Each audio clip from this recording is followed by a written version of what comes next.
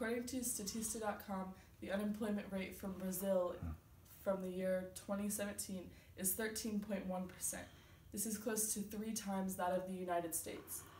This is predicted to fall drastically within the next 5 years as the Brazilian economy expands upward. Workers in Brazil usually tend to work between 40 and 44 hours a week. They are usually given an average of 30 vacation days per year, and Brazilian citizens can be fully employed starting at age 14, but similarly to the United States, there are protective laws for people ages 14 through 18. Some more similarities from the Brazilian workplace to that of the United States is that there are many labor unions in Brazil, but most employees work without an official contract, so a lot of times they don't have the access to the labor unions that are there for their help. There are many international businesses in Brazil. Many of these are located in the Curitiba region, which is one of the most economically advanced cities in the country.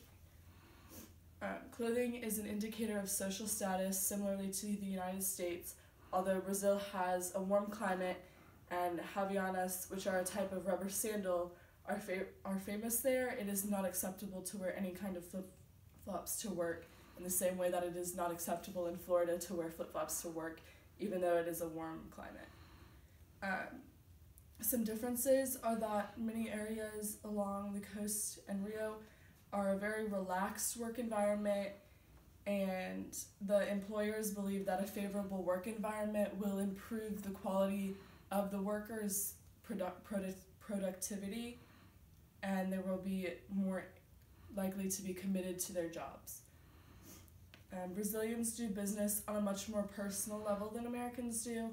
They spend a lot of times in meetings making small talk and getting to know one another because they believe that it is important to be able to trust and know their business associates before that they will work with them.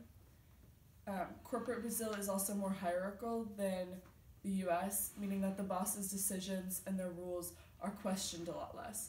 In America, it is common for employers to have an open door policy where the workers can come in and ask questions and get feedback from their employers, but in Brazil that is unlikely and uncommon. Group work in Brazilian businesses also involve everyone in the group with every aspect of the task. Unlike in America, often group work is split into sections, and then it is everybody comes together at the end to put everything together. In Brazil, they all work on every part of the project together. Brazilians are also very laid back about their time. Meetings often start late and run late. Business lunches and dinners often run 2 to 3 hours long because, again, they like to make small talk and get to know one another and trust each other on a personal level when they're doing business together.